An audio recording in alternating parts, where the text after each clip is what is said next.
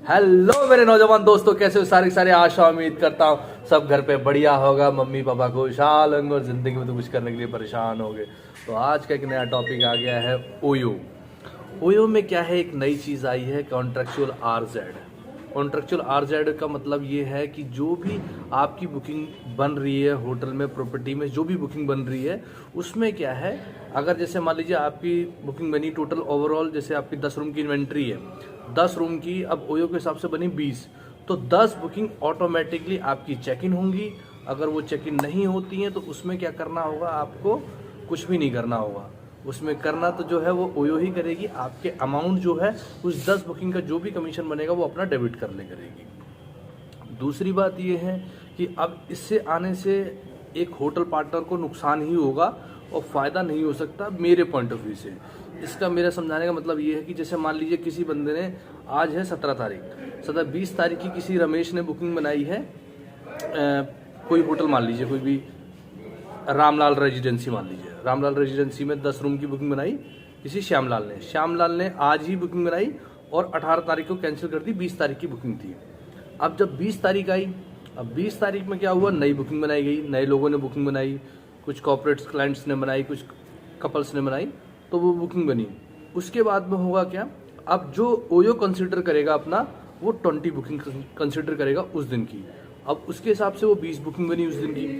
अब 20 बुकिंग जब बनी है तो वो अपने कॉन्ट्रेक्चुअल आरजेड के हिसाब से जो उसने अपना भेजा होगा 45% भी उसने कॉन्ट्रेक्चुअल आरजेड का आपको मेल भेजा होगा, तो उसमें मेंशन होगा 35%, 40%, 45%।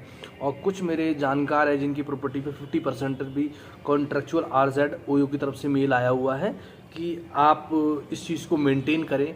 और एक टारगेट दे दिया एक तरह से ओयो ने अपने पार्टनर्स को भी, कि अब दिक्कत ये है हम लोगों के साथ में, अब हम लोगों को समझ में नहीं आ रहा है कि हम एम्प्लॉय हैं ओयो के या हम पार्टनर हैं।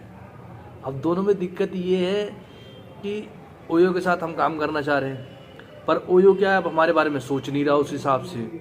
अब वो जो उसकी जो भी पॉलिसी मेकर्स हैं, जो भी बोर्ड ऑफ डायरेक्टर्स हैं, वो किस हिसाब से इस पॉलिसीज़ को बना रहे हैं। मैं एक हिसाब से ओयो की एग्री करता हूँ कि चलो होटल ऑनर्स जो हैं उसके हिसाब से नहीं वर्क कर रहे होंगे, जो उनका स्केल अप होगा, अपना जो ड्रॉप लाइन होगी उनकी। अब उसमें क्या है, इतनी सारी चीज़ें हो गई हैं, वॉकिंग पेनल्टी आ गई, डीए आ गया, कॉन्ट्रेक्चुअल आरजेड आ गया, और कमीशन है ही। अब इनका क्या 29% कमीशन है, प्लस जीएसटी है, प्लस एको इंश्योरेंस है, प्लस डीए है, और वॉकिंग पेनल्टी हो ही गई।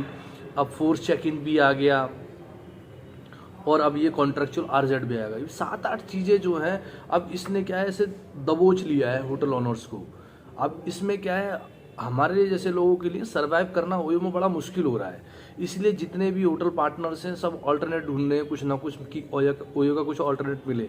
जिसके कारण क्या हो रहा है कि कुछ आर्ली रूम्स जो घंटों के हिसाब से प्रॉपर्टियाँ रेंट पे देती हैं, बुकिंग से साइट्स हैं जो देती हैं, प्रोवाइड करती हैं कि 3 घंटों के हिसाब से इतने रूम मिल जाएंगे, इतने का प्राइस मिल जाएगा, ये हो जाएगा, हो जाएगा, तो लोग उनकी तरफ भी मूव कर रहे हैं धीरे धीरे।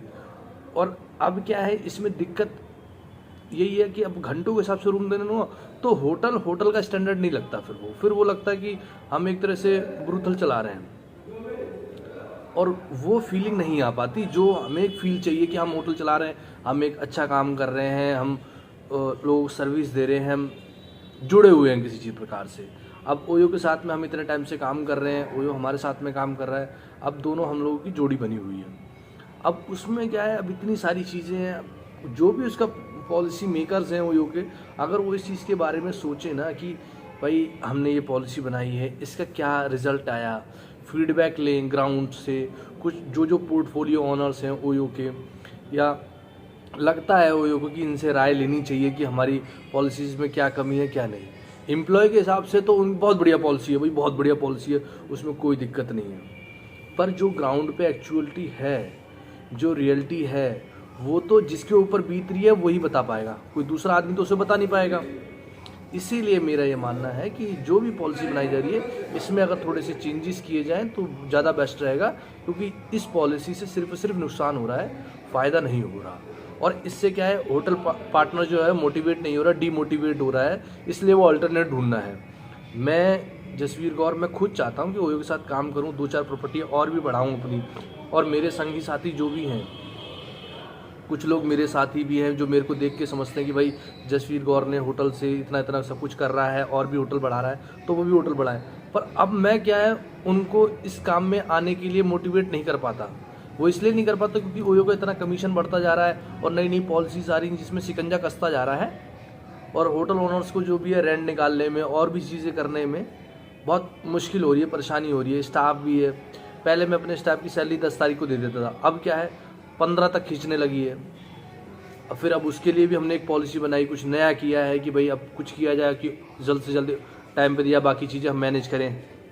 1-2 महीने मैंने भी गलती करी कि लेट सैलरी करी, पर अब ओयो कितना समझा जाए। ओयो तो अब एक बहुत बड़ी चीज़ हो गई है जिसको समझना बहुत मुश्किल होता जा रहा है दिन ब दिन। पर ये है कि मेरा समझता हूँ मैं इस बात को कि लोग समझेंगे इस चीज़ को और आगे इस चीज़ को फॉरवर्ड करेंगे और बताएंगे कि भैया ये परेशानी है, आप इसमें कुछ इम्प्लीमेंट कीजिए और सुधार कीजिए, जो लेके आए, जो अपने पार्टनर्स को परेशानी ना हो इतनी कि वो भी एक प्राउड फील करे कि हमारे साथ काम कर रहा है, हमारे साथ एफिलिएट है। क्योंकि हम दोनों जने, ओयो और उसका पार्टनर, दोनों मिलके चलेंगे तभी बढ़िया रहेगा। आप प्राइसिंग को हाई करें। पहले आपका 2017-18 में तक क्लस्टर वाइज प्राइसिंग थी, उससे क्या था, बहुत बढ़िया चीज़ थी। किसी को अच्छे एरिया में, जैसे दिल्ली में, हम साउथ दिल्ली में रहते हैं, साउथ दिल्ली में कहते हैं जैसे ही आप कालका जी में लगे, GK1 में लगे, GK2 में लगे, कालका जी 1500, GK1 GK2 1800, 2000 2200, Nehru place 2200, Jasola cluster में पहुँचे आपका आ गया जी 800 से लेके 1200। ये प्राइसिंग थी वहाँ पे। अब बेस्ट है।